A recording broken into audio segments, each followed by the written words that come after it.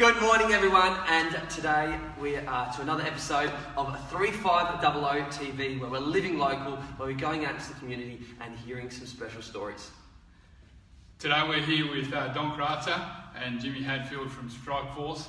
The Jackie Chan and the Bruce Lee of Mildura. That's it. Which one's Bruce Lee? Dragon whips its tail. Yes. So guys, we're going to have a little bit of a chat about the inspiration behind the Strike Force and what it's all about, and hashtag watch till the end. We're going to do a little live demo of how not to get hurt.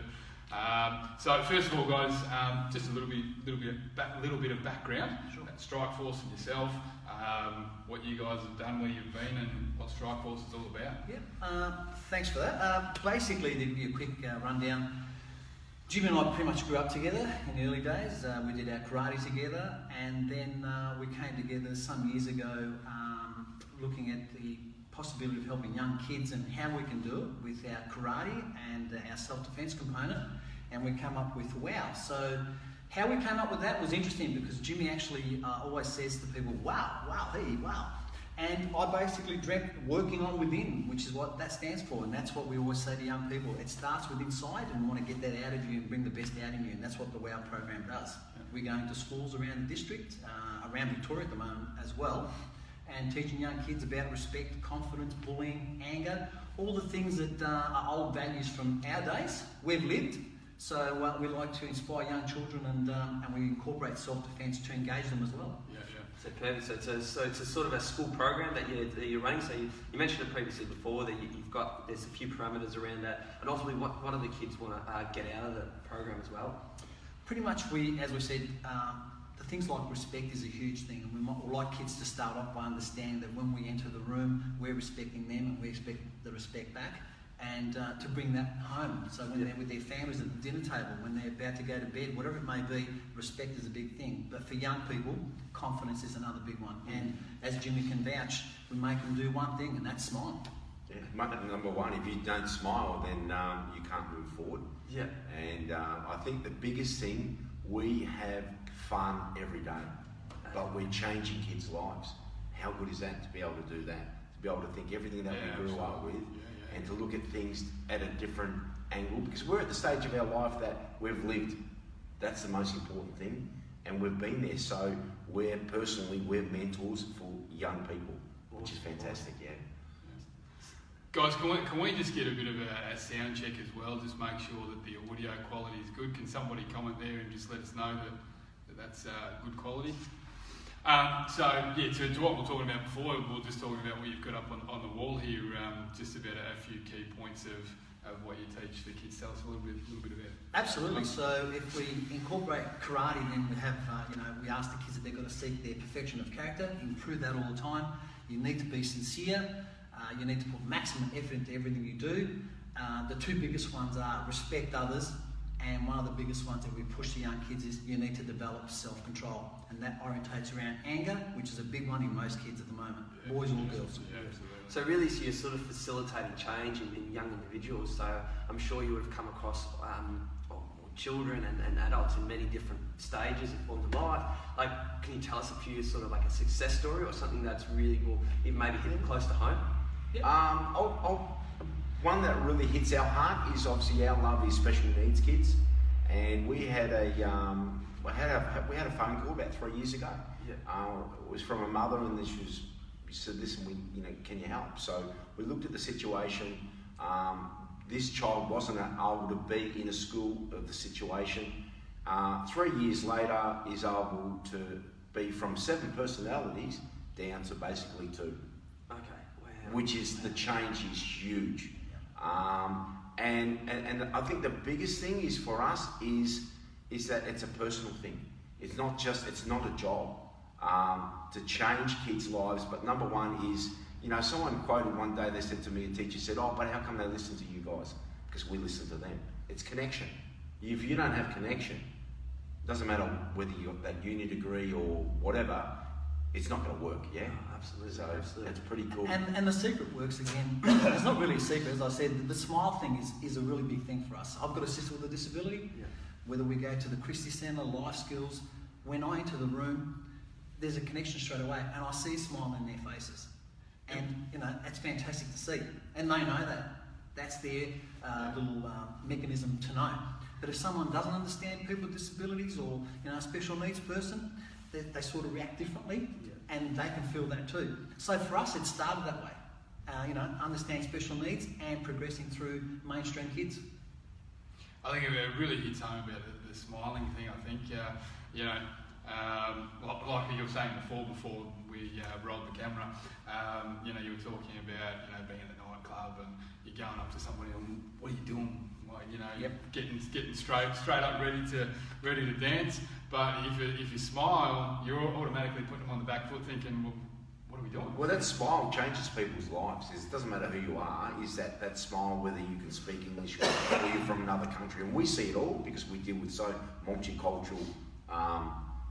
Whether we're in Melbourne, Adelaide, Sydney, anywhere, and we see a lot of, and the diversity is that smile will change misconception on what someone's thinking of you. Yeah. It de-escalates everything. You know, if someone's hot-headed, all of a sudden I'll smile. Now, there's two ways to smile. You can smile where it becomes sarcastic and I think make them even angrier, but there's a genuine smile, and that part there de-escalates the situation straight away. Can you give us a demo of that?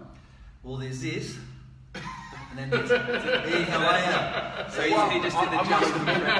How you doing? I must admit, Don, I mean, when we smile at these guys are good-looking guys. They are, but they actually smile back, which is good. It's quite amazing. Yeah, I'm proud. I like it. So what's the future? What's the next step for the WOW program? Where do you guys see it heading, or where is it heading? Okay, so we're speaking to a lot of schools in Melbourne at the moment. So the launch is into areas around Victoria, and basically we're actually putting a pack together that will be used in schools where Jimmy and I will potentially appear on videos, and then facilitators will actually take over and deliver the component that we would normally do in front of the class. It's been written with activities to make it fun, engaging, and the people that will facilitate those classes don't need to be self-defence experts or anything like that. It's not about that. It's engaging them in a different way that kids will be involved and having fun, and they're going to smile at the end. Will you be getting my hairstyle? I don't think I can ever get that hairstyle. You got me into the That's very cool. So you see, as we were talking before, we hopped on camera quickly. You sort of said, I'd say, a common misconception about self-defence and everything is that, we've got it here in the name as well, Strike Force, that you have to engage with violence or potentially with violence back. Yeah. Can you unbug that myth a little bit? Sure. The biggest thing that we teach is there's a misconception is that everyone knows how to punch, kick, swear, be disrespectful to somebody. What we wanted to do was to put something together where you're not actually hurting anybody. So all of a sudden you might have someone that comes and you're able to de-escalate first, but if you have to go, you actually don't hurt somebody.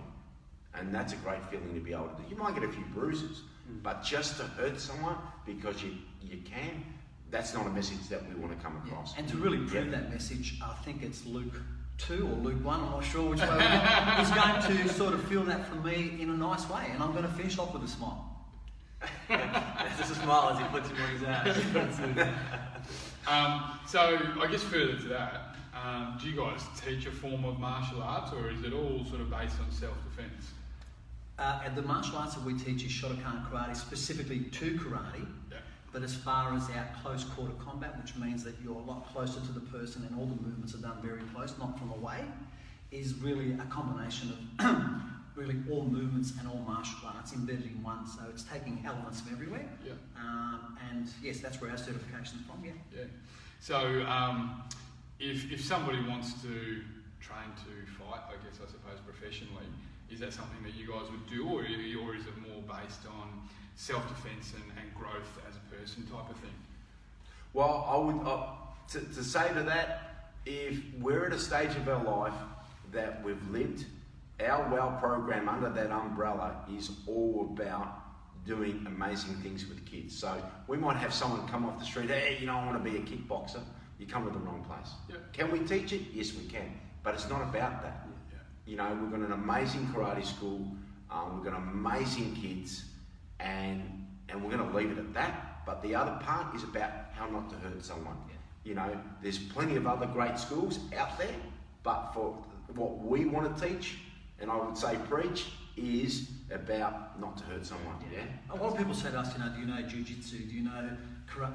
Yes, we have all those elements, but that's not our area of expertise. Yeah. We specialise in close quarter combat. Yeah.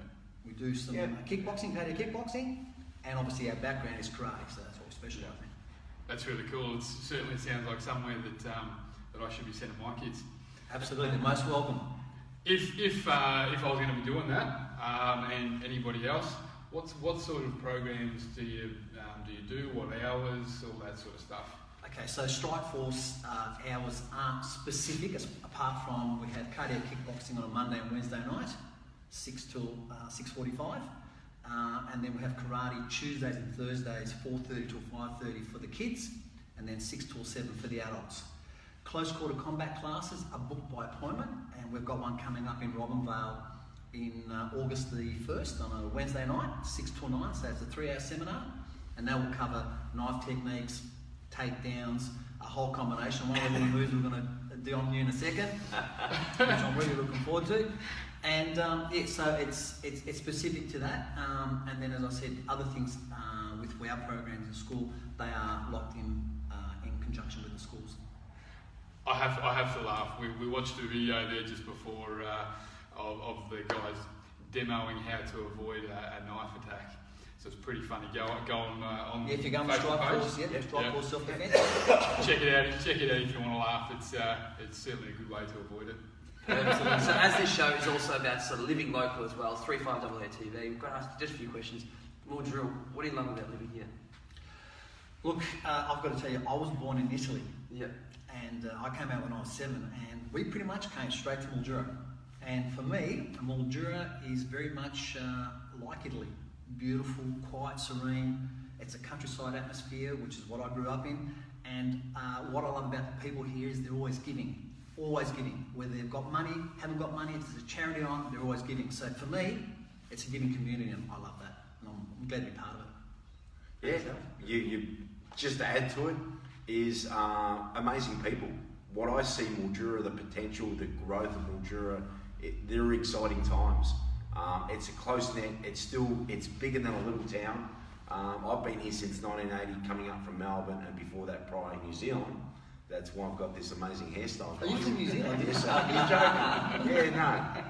And in Italian too. Italian, yes. Then I married, and then I got married in 1990, nearly the same time. Yep. And ever since then, married a beautiful local girl. And we've just sold our place, and we've gone back into the home where Teresa was born, which is in Lemon Avenue, which is an amazing. Yeah. So looking at the in-town part of it, inner city living. Yeah, you always throw that in. Inner city living, you can't beat it. No mowing lawns, guys. Yeah, no mowing lawns for me, thank God. Yes, lucky man. Certainly a solid investment if you are in CBD too. It's ridiculous. And then Mildura hotspot to be? Your favourite place to be in the region? I'll probably Strike Force if you can. Yes. We normally have dinner together here. We put the little table over in the corner. Yeah. Now look, for me, hotspots. My family is all in hospitality with the Grand Hotel and Pizza Cafe, etc. So food is my background. More in hospitality. Manja. You couldn't, I've got to actually cut back because I've been having a few little pizzas over the last weekend. But no, it's always about food here, so it's fantastic. Absolutely fantastic. Yes, I'm the same. Wherever he goes, I go. That's it. I think every time Rick and I catch up, it's either the cafe or somewhere where food or drink is related. Yeah, so absolutely. No, we look. In all honesty, we are as good as Melbourne. Yeah. The food here. I think we're better. In some bits, absolutely. Yeah. And that's the truth. Yeah. I mean, my background, I was a gourmet butcher. Now, people ask, what's the difference between a gourmet butcher and a butcher? Probably the hairstyle, guys. From the word gourmet? Well, I think we're ready for our demo now. Absolutely. Yeah. Okay. Please, yes. Get set up. We'll just do the chair. What do we do? Just jump up? Yeah, just jump up. We'll just keep it going. Luke's just getting a dressing jacket. He'll just take his clothes off, getting ready. We'll come back a bit further here. So just very quickly, not to make it too long, I'll quickly explain. A lot of people do what's called a haymaker, which is a common punch that people do. It's easy off the hips. They tend to do this and they just swing wild. Okay, now, of course, if Luke takes a swing, my foot, if I'm in that situation, and I want it to be combative, I would actually, if he does the swing, I'd actually block, do something and continue on. But that's going to create a hurt scenario for him. I want to de-escalate the situation first. So first of all, I'll be saying, listen, you need to relax. The Donny smile comes in. Hey, take it easy, please. He's already smiling now. How you doing? But if he does that big haymaker again, I'm going to take him down, but I'm going to do it in a nice way without hurting him. And that would be, look, whenever you're ready, take the swing. Okay? Sorry, man, take it easy. Here, boom. Hey, you okay? No, you okay? That's it. And I step out of the equation and I walk away. If it needs to go further than that, then I get Jimmy to jump on him. And that would end it. Okay? And then you run. We finish off once I've done that. Feet together. Wuss. Nice. Very good.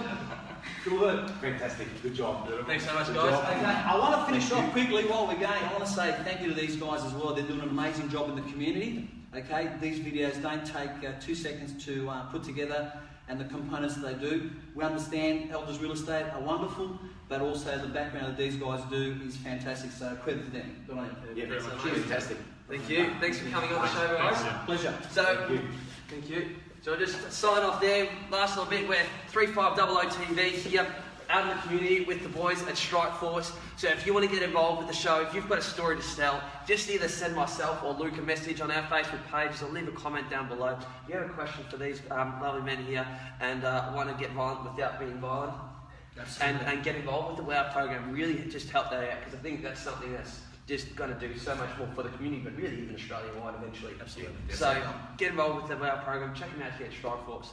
And So if everybody wants to enrol the kids, contact details? Yes, you can go on our website, www.strikeforceoz.com.au, and all the details are on there, or give us a call, all the numbers are on there. We'd love to hear from you. perfect. And as always, I'm Lucas Pedder. And I'm Luke Walker. And this is 3500 TV, and we'll see you next episode.